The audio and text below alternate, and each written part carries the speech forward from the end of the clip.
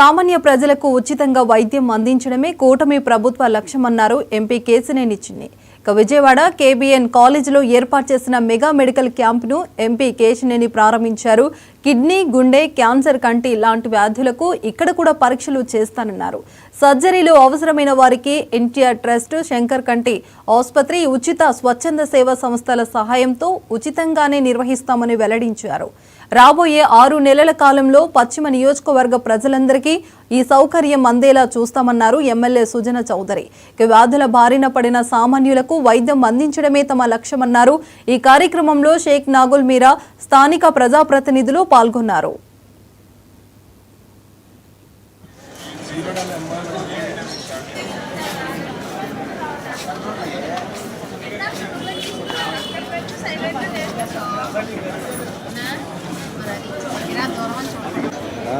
మనోళ్ళే ప్రాబ్లం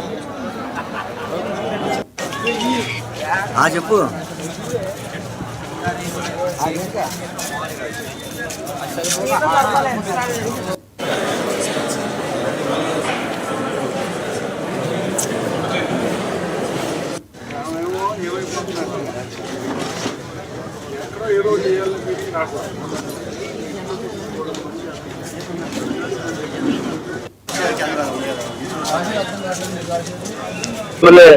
సుజనా చౌదరి గారి ఆధ్వర్యంలో గతంలో చూసాము. మెడికల్ క్యాంపులు ప్రతి డివిజన్ లోనే పెట్టడం జరిగింది. వరద మగియగానే వారు చాలా చోట్ల మెడికల్ క్యాంపులు పెట్టారు.